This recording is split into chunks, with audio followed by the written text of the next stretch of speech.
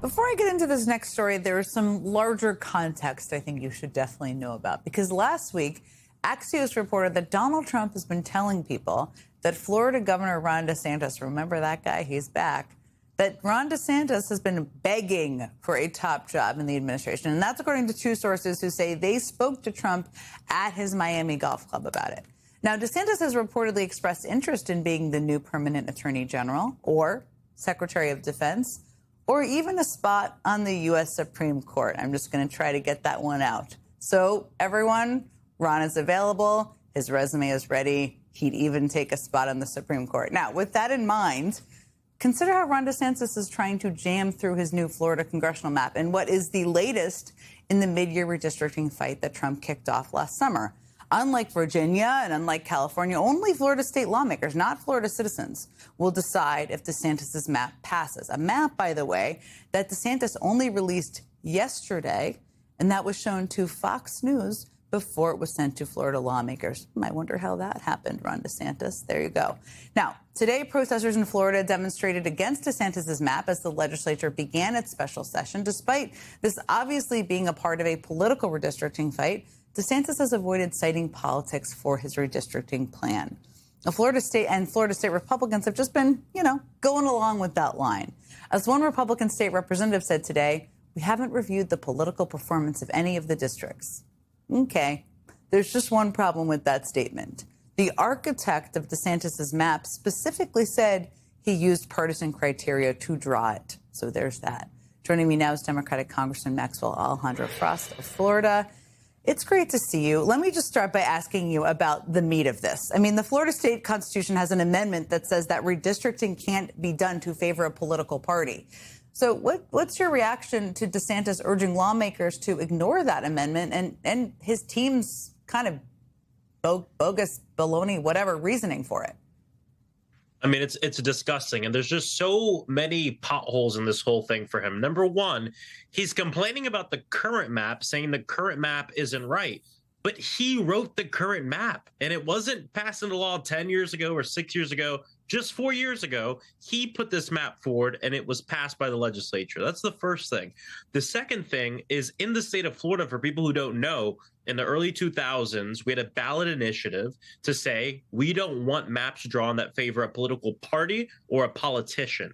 And it was overwhelmingly adopted in the state of Florida by Democrats and Republicans all around the entire state.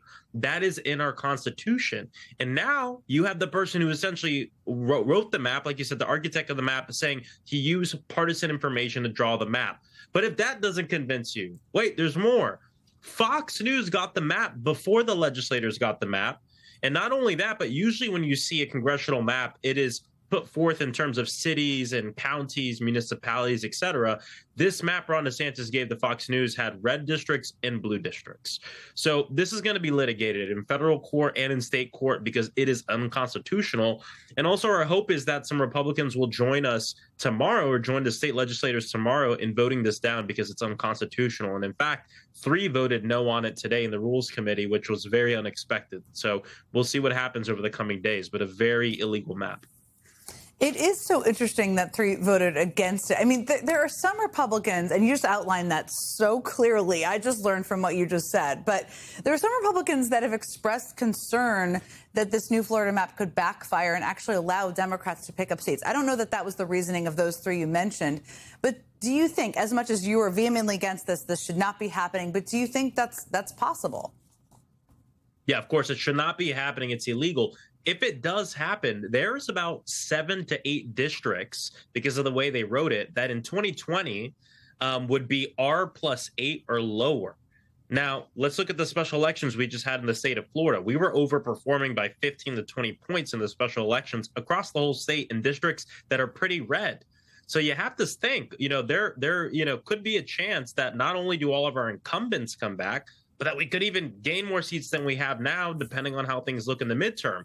And as gas prices continue to rise, as people continue to see the president spending all of our taxpayer money in a reckless war in Iran, as prices go up, as people are underwater, as the president keeps trying to cover up the Epstein files, all of this adds up to voters going to the ballot box to say enough is enough. and that happens here in the state of Florida, you have a bunch of light red districts that could turn blue come, this November. So we'll see what happens. But this map shouldn't be put into place in the first place. And our hope is we'll be able to get rid of it over the next few weeks.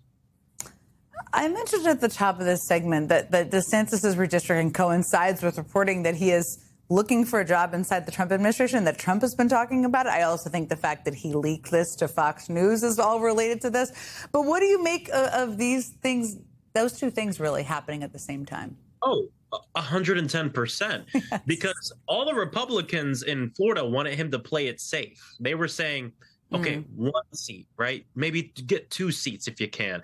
Don't go for 3, 4, or 5 because it could backfire on us. But he doesn't care. Why? Well, scenario A, he writes the maps to gain the seats. He's the hero, and hopefully Trump gets him a job because come November, he's termed out and he'll be irrelevant, and he needs a gig while he waits to run for president, and where he'll fail at that again. Scenario 2, he writes the maps and it backfires. Well, he can just blame the incumbents, the weak incumbents that couldn't win the red seats he put forth. Scenario 3 is the courts knock it down, and he can just say, activist court judges that need to be impeached. So in his mind, it doesn't really matter how it actually ends up. He doesn't really care about building power for his party or anything like that.